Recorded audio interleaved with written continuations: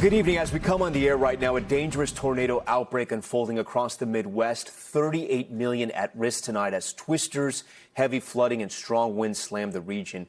Look at this time-lapse video of a likely tornado consuming the town of Lena, Illinois. This is wild. The local sheriff saying to avoid the town completely, adding that there is no way to get in due to the amount of trees and wires down right now. Several other tornadoes touching down in Illinois. You can see lightning cracking through the storm there and leaving behind this path of destruction, homes damaged, trees scattered in the street. And take a look at this huge twister in Minnesota. You see just how quickly it is moving. And this close-up look, a tornado sending debris flying as it crosses a highway. Multiple funnel clouds seen across the state tonight with at least 40 confirmed tornadoes in the U.S. so far this week. And in Wisconsin, days of heavy rainfall leading to this historic flooding. The National Guard now activated. Some residents even using kayaks to navigate washed out roads and barricading their homes with sandbags to keep out the rising waters. Right now, Kansas getting pelted with hail, one of the major threats as we head into the evening. And look at Coors Field in Colorado, covered in a late spring snow just before the Dodgers-Rockies game. We're tracking all this wild weather from coast to coast. We begin tonight with our Shaquille Brewster and that dangerous tornado and flood threat in the Midwest. Tonight, a menacing funnel cloud swirling near Rochester, Minnesota. There's indeed a tornado on the ground. Sirens blaring as it tore through. These people watching the twister form in disbelief. Holy, look at that. Here, you can see debris flying through the air. This is the first look at the damage. Trees toppled, home after home ripped to shreds. A suspected tornado also ripping through Lena, Illinois, leaving this trail of damage.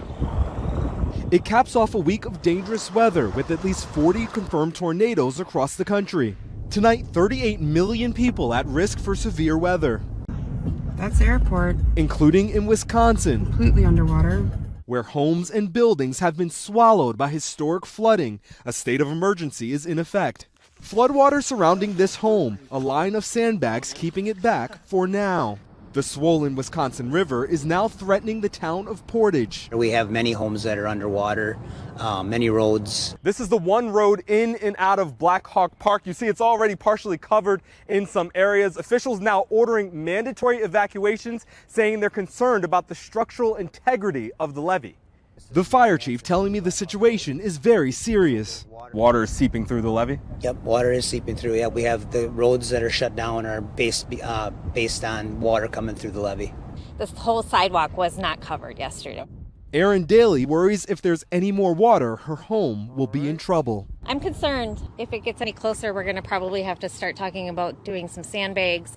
And Tom, right here you see why officials are so concerned. There's usually about 8 feet of land before you get to the Wisconsin River. That is clearly not the case tonight. Now you have residents on this side of the street lining up sandbags as a tornado watch is in effect tonight. Tom? Shaq, thank you. Let's get right over to NBC News meteorologist Bill Cairns. Bill, a lot is popping off right now. Walk our viewers through what's happening. It is a violent and dangerous night. Tom, we're in the middle of a tornado outbreak. We've officially had 12 reports of tornadoes so far. We've had a lot of wind reports and all the white dots here, large hail with a lot of these thunderstorms. And you notice on the map, it goes from Oklahoma, all the storm reports head up into Minnesota and Wisconsin. Most of the tornadoes have been in areas here just outside of Rochester, Minnesota. That was one of the spots that was the worst. Also, we were watching the storms here racing through areas of southern Wisconsin. Numerous tornado warnings are still active at this time. All these red polygons. We got about 5 in Wisconsin. We have 2 in extreme eastern portions of Iowa, a couple that are now crossing into areas from Missouri into Illinois. So far, Kansas City, mostly problems with a lot of flash flooding and heavy rain. So here we are on the radar. We've had 3 tornado reports. We showed you at the top of the show that tornado going through Lena, Illinois. That looks like it's probably one of the worst ones and the most destructive one we've had so far. That storm has now moved into areas of southern Wisconsin with active tornado warnings right along Interstate 43. So we're going to track these storms further to the south as we look towards areas around Davenport, Illinois. Tornado warning just to your north and to your south. Davenport, you're probably going to have some hail and gusty winds going through the next half hour or so. After that, you'll be in the clear. So just stay in your shelter, stay inside for just a little bit longer. Tomorrow, we still have a severe weather threat, but it's not like it is right now. Not as dangerous, not as many tornadoes. Isolated tornadoes. We're talking Cleveland, Pittsburgh, Charleston, hail and damaging wind. So we'll continue to track this. That tornado watch, Tom, goes for Chicago and St. Louis till 11 p.m. this evening. So we still have a ways to go. And throughout Top Story, if things start to break, Bill, I know we'll check back in with you. We thank you for that. We also now want to turn to our other big story, a sea of change in Iran. Tonight, the country says it has finally reopened the Strait of Hormuz, less than 24 hours after the ceasefire between Israel and Lebanon began. Richard Engel has the latest on whether this could be a turning point for the ceasefire and even the war. Iran today made a surprise announcement. The country's foreign minister posting that because of the Lebanon ceasefire, Iran is opening the Strait of Hormuz to all commercial vessels. Markets jumped, oil prices dropped, and President Trump, in a flurry of posts and phone calls with journalists, said a final deal with Iran to stop the war is coming, perhaps this weekend in peace talks in Pakistan. But Trump said the U.S. military's naval blockade, which is preventing ships from docking in Iranian ports and choking the country's economy, will continue until a final deal is reached. This process should go very quickly, and that most of the points are already negotiated and agreed to. Trump posted that Iran is now even helping the U.S. remove sea mines from Hormuz, a complete reversal from fighting to cooperation, suggesting the costly 7-week war with Iran may be ending. President Trump told Bloomberg that Iran also agreed to suspend its nuclear program indefinitely. Iran hasn't confirmed that or much of what Trump is claiming. Trump said he also instructed Israel to stop attacking Lebanon, writing, "Enough is enough."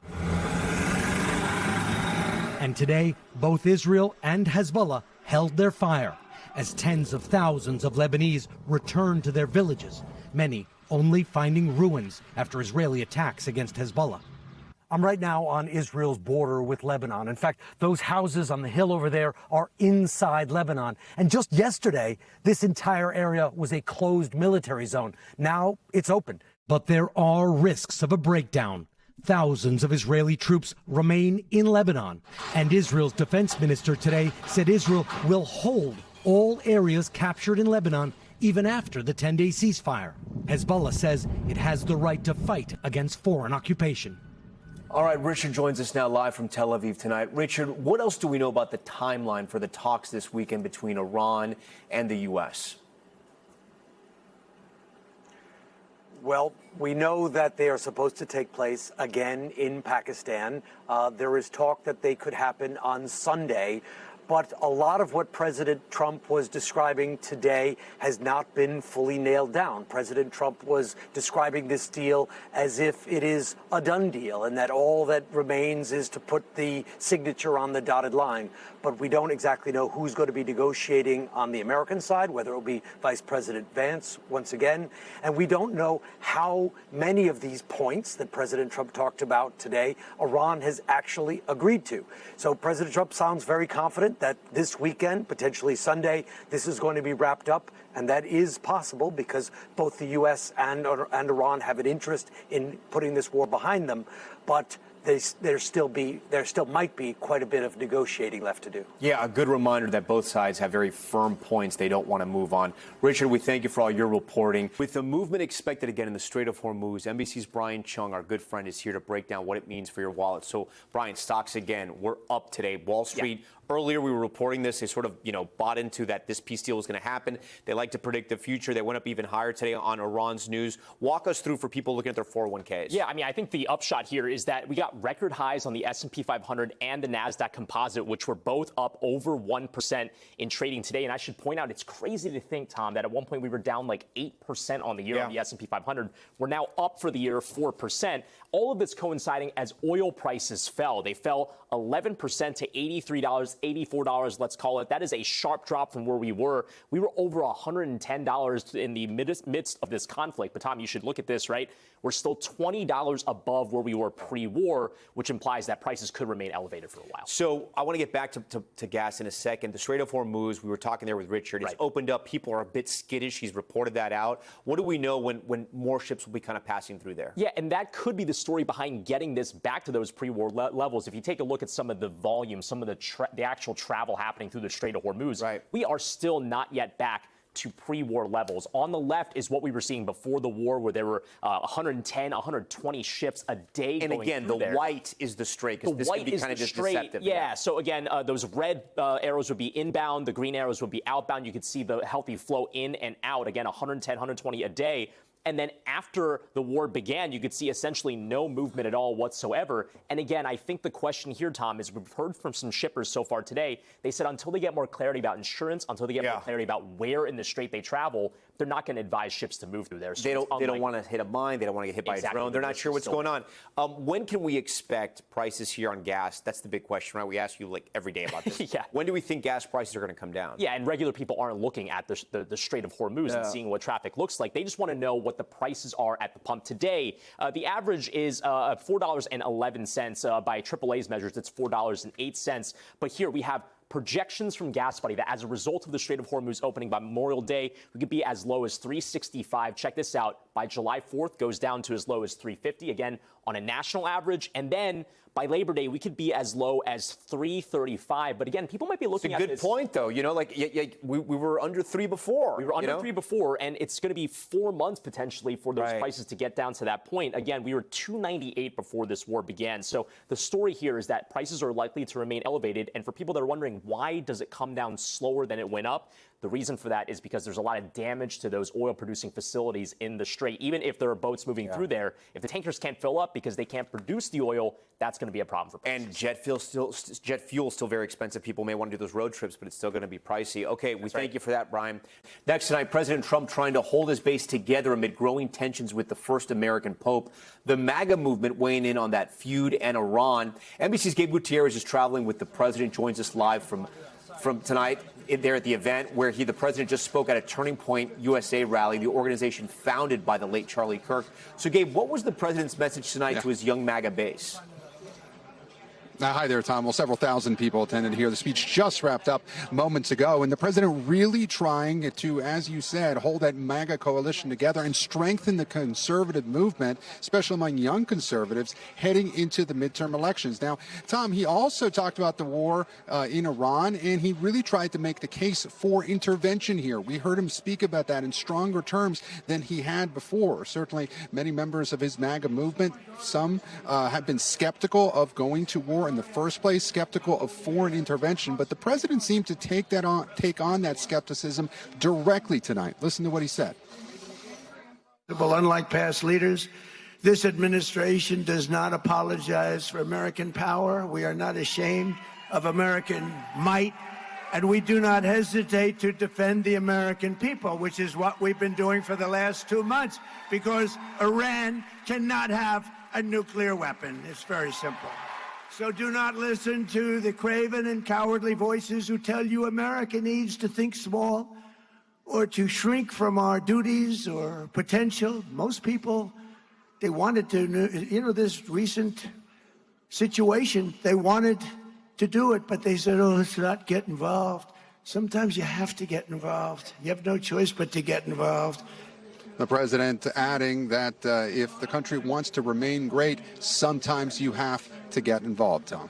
Yeah, and then, Gabe, you've been talking to younger conservatives throughout the day. What did they tell you about how they feel about this war with Iran and the president's feud? The event, and look, they placed their trust in President Trump. But as I said, some of them were skeptical as the president went to war. I spoke with one man a little earlier today who, while he says he's still later on this year, I spoke to him about his skepticism with the war in Iran. Let's listen. And what most concerns you about the war dragging on? Is a priority that I would like to see happen more.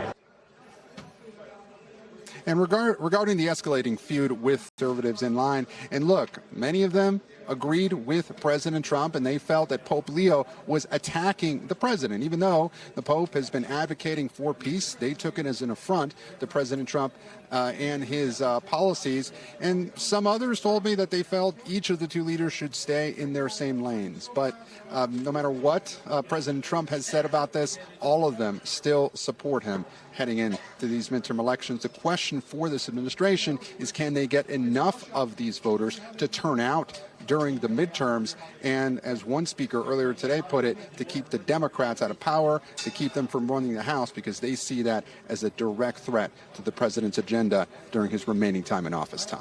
All right, Gabe Gutierrez for us. We want to turn now to that search for that American woman missing in the Bahamas for nearly 2 weeks. In an emotional Dateline exclusive, Lynette Hooker's daughter making her way to that country in search for answers. George Solis has this one.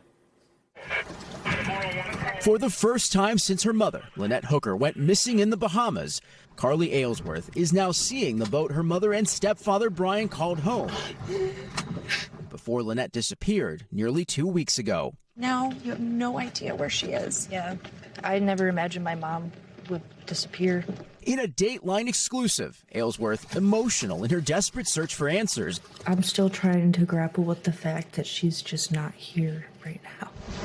Bahamian police say Brian Hooker told them Lynette went overboard in their dinghy while in rough waters. Finally leaving Kima.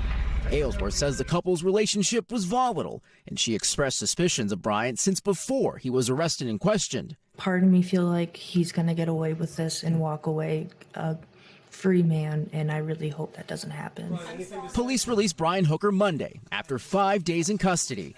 He has not been charged with any wrongdoing and denies having anything to do with Lynette's disappearance, telling us he plans to keep searching for his wife. I don't think I've ever been apart from her in 25 years for this long.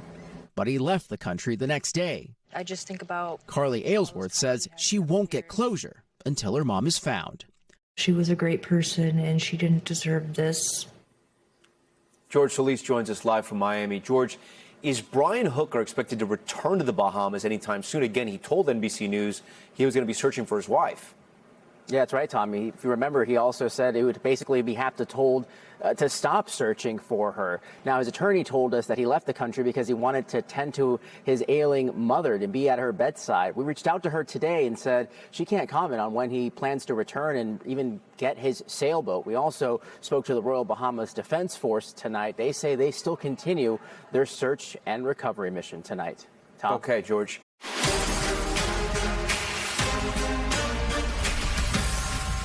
We're back now with Top Stories news feed. President Trump expected to nominate the former head of FEMA to lead the agency nearly a year after he was ousted from the job. An administration official telling NBC News Cameron Hamilton went to the White House on Wednesday to talk with the president about opportunities at FEMA. But the Homeland Security Department has not confirmed any official changes. Hamilton was fired after he testified before Congress and defended the agency's existence. Shocking new video of a military vehicle crash in the UK that left 2 people in the hospital. You can see the vehicle here swerving to avoid a car that pulled in front of it, the driver losing control, flipping onto its roof and rolling several times. Police now handing the driver of the car a 6-month prison sentence. And actor Alec Baldwin is set to head back to court this time for a civil case over that deadly shooting of a cinematographer on the movie set of Rust. A worker filed a lawsuit alleging that he narrowly missed being hit by a bullet while on the set in 2021. He claims the incident caused him emotional distress and accused Baldwin of negligence. Today, a judge ruled that the case can go to trial this fall. We reached out to a rep for Baldwin but have not heard back. And a wild video out of Texas showing a deer crashing into a store's front window. Look at this.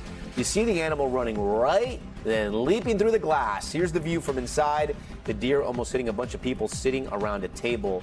That's crazy. Store officials say nobody was hurt, but the incident did cause some damage inside the shop. Sure did. Okay, we're going to head overseas now to Italy, where authorities are investigating a daring bank heist. Thieves allegedly busting into a bank, taking hostages, and ransacking safety deposit boxes.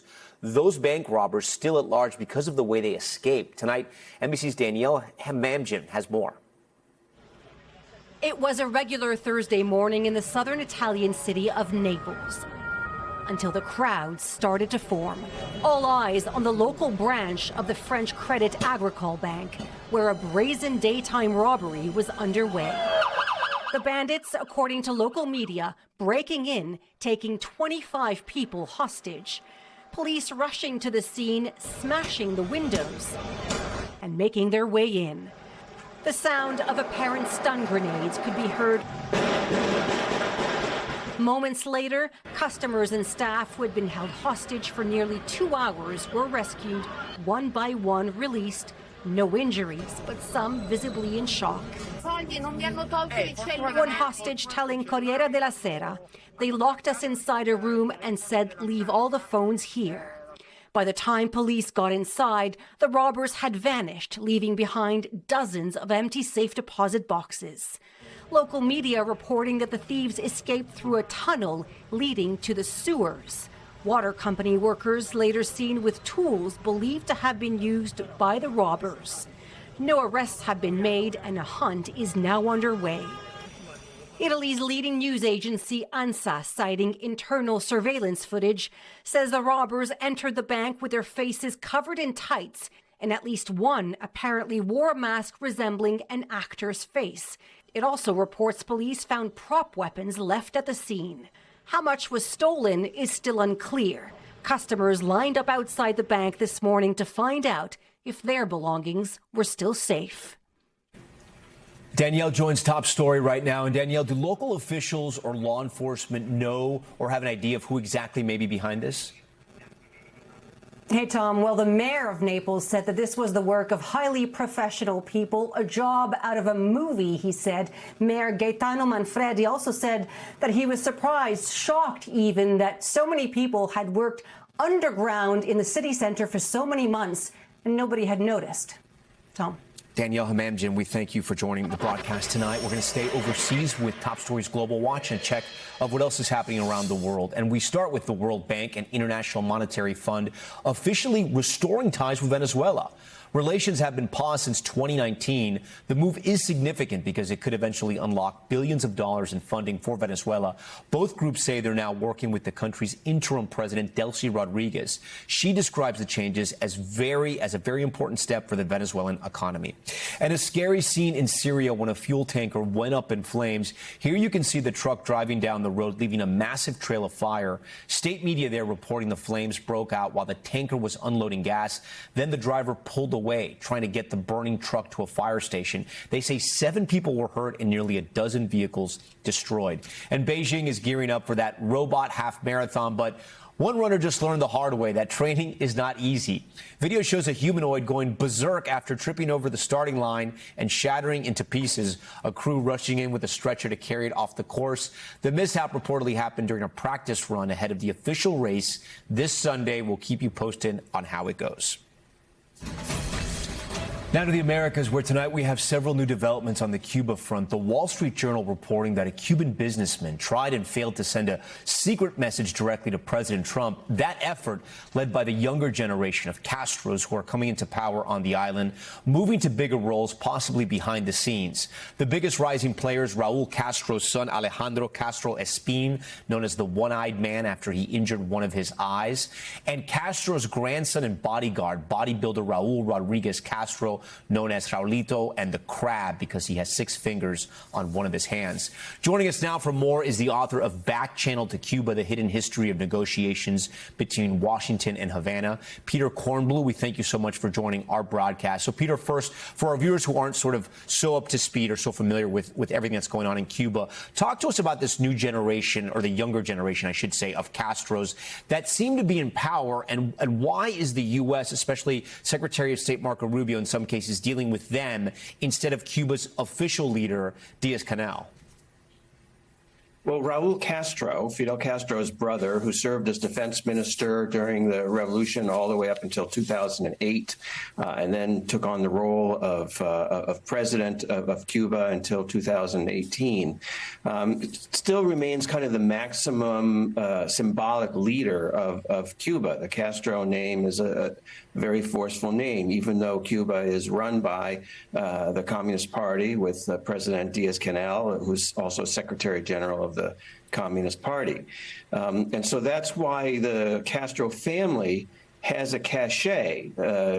Both Alejandro, Raul Castro's son, and Raulito, El Congrejo, as you called him, Raul Castro's grandson, are playing a role as intermediaries in secret back-channel talks with the United States.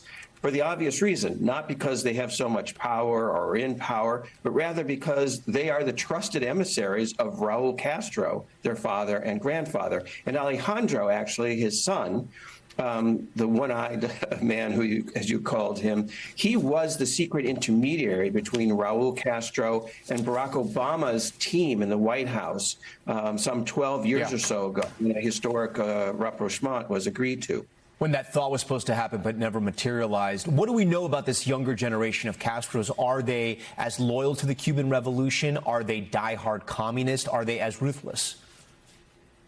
I don't think that they're diehard communists. They've never been in a position of power to exercise repression, either one of them really. So, you know, at the moment, their role is representing their father and grandfather. They are, particularly the grandson, Raulito, of a new generation.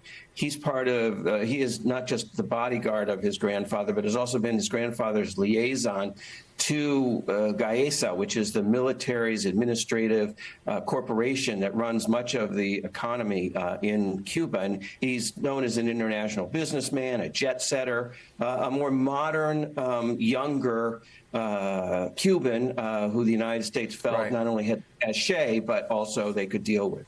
So they had been dealing with Secretary of State Marco Rubio, and then the Wall Street Journal comes out with this report that they tried to enlist a Cuban businessman to get to the U.S. and deliver a message to President Trump. And some people are framing the story that they were trying to go around Secretary of State Marco Rubio. Why do you think they would do that? What do you think the purpose of that was?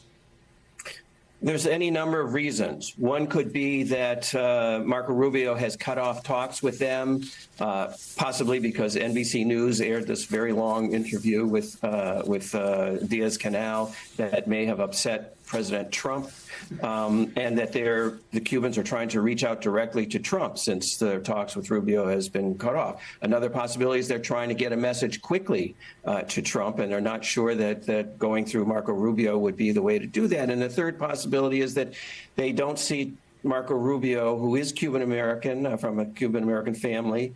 They don't see him as a dispassionate interlocutor, and they believe that getting a message directly to Trump would be a more effective way of getting their position known to the president, who, as you know, is tinkering with the idea of a military attack on Cuba. Yeah, on the issue of that interview that Kristen Welker did with the leader of Cuba, is that just your speculation, that lengthy interview that we did on Meet the Press, and we had excerpts here on Top Story and Nightly News? I mean, there's no doubt that Donald Trump pays attention to what his targets are doing. He did the same thing with Maduro in Venezuela. And there's, you know, there was two messages that Diaz-Canel gave to NBC and Kristen Welker. One is Cuba is willing to talk about the things that concern the United States, and the other is that Cuba will defend the revolution if attacked. And who knows what Trump's reaction was, and we really don't know what is going on behind the scenes. Back channel diplomacy is supposed to be secret, and we're in a context here where it has come out into the open with leaks to the press and statements by the President of the United States. And so it's really an up and down situation right now, and not looking good for diplomacy. Peter Kornblue, it was great to have you on the show. We thank you for coming on tonight. Still to come tonight, our new series, Great Americans, where we sit down with the true heroes who inspire us while doing so much for our great nation. First up, the most decorated Olympian of all time, Michael Phelps. Our conversation right after this break.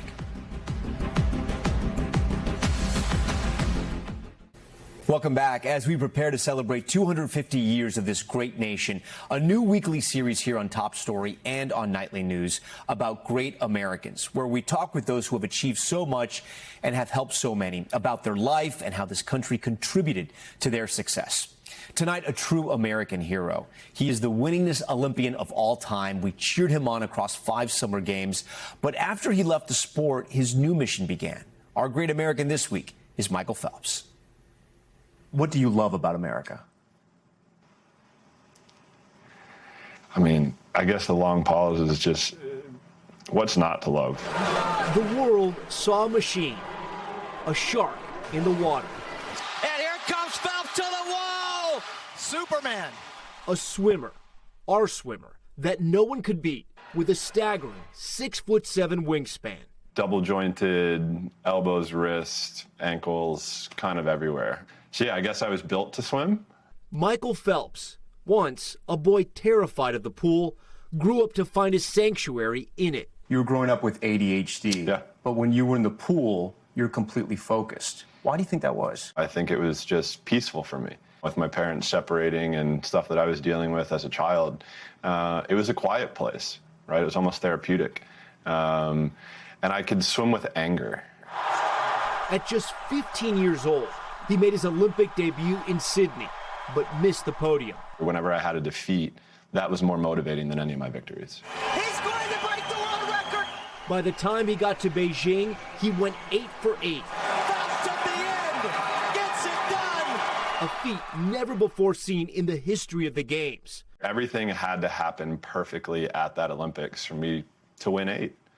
You know, being able to win a race by 100th of a second, 8 100ths of a second, right? Like all of these small things had to go in my favor. And to be able to say that I did it, I think now being retired, you know, I think the proudest part about it is the hard work that I put in. Yeah. You know, like no one outworked me through those 20 years of my career. That's a fact. All while he juggled a private, painful struggle with depression. You break this record in Beijing and you stay motivated. So when you're waking up those next 4 years, what's kind of driving you? To be honest, those next 4 years were brutal. I'd accomplished something that no one ever had thought about maybe before. And I was kind of like, cool, what's next? What am I supposed to do? My mental state was not good. I was spiraling. Were you questioning your ability? Could you do even more? I just don't think I wanted to anymore, right? I think I was kind of lost. For years, his solution was to dive back in. And that climb to the top of the mountain, he says, left him with nowhere else to go. You know, I was prescribed Ambien at that time. So, you know, I'm happy I only had 30 milligrams left. What if I had 100? Probably would have taken it all, right? Like, and who knows if I'm sitting here today. So, you know, for me at that point, I was just like, something's got to change. So for the first time in his life, Michael Phelps asked for help. My whole career, I looked in the mirror and saw somebody with a pair of goggles on and a swimming cap, not somebody with feelings and emotions. That was the first time I ever saw myself. Like I see me now and it's gray beard and a man bun, you know, and I love it because I'm able to talk about my feelings and emotions. Today, through the Michael Phelps Foundation, he's teaching a new generation that the mind needs training as much as the body. You have people that stop you when you're out in public and they say, you saved my life. That's just heavy. It's wild. For me, that's better than winning an Olympic gold medal, right? There's nothing you can say, nothing you can do that's better than that. Phelps returned to the pool for one final act. In Rio, carrying the flag for a nation that had watched him grow up. This moment, he earned. You hold that flag, you have Team USA behind you. What does it feel like? I'm getting chills talking about this because we walked out as one. We walked out together. And for me, I think that just speaks volume about who we are as a nation. The more we come together as one, the things that we're able to accomplish is unbelievable. And it's so powerful. He looks back now. It's not the heavy weight of gold he misses most. Being able to hear the national anthem play, gosh. Every time I hear it, I cry. Just because I had an opportunity to do something that I loved, and represented my country. That chance for what people do for our country. They fight for our country, right? To give us the chance to do what we do every day. And to that question, what do you love about America? An answer born of hard work in the pool and out. I know we all have our political things that we go through as countries, but the chance to just be our own authentic, free individual, I think is something that's really powerful. No matter who we are, what we want to do, who we want to be, we're allowed to be that. Michael Phelps, our thanks to you. It was a great interview. Coming up, a check on everything worth binge watching and listening to this weekend. The surprise hit Beef is back for season 2, and the comedy series Hacks returns for its final season. Plus, a look at the new music video from Olivia Rodrigo. All that and more right after this. That does it for us tonight. Thanks so much for watching Top Story. I'm Tom Llamas in New York. Stay right there. More news on the way. We thank you for watching, and remember, stay updated on breaking news and top stories on the NBC News app or watch live on our YouTube channel.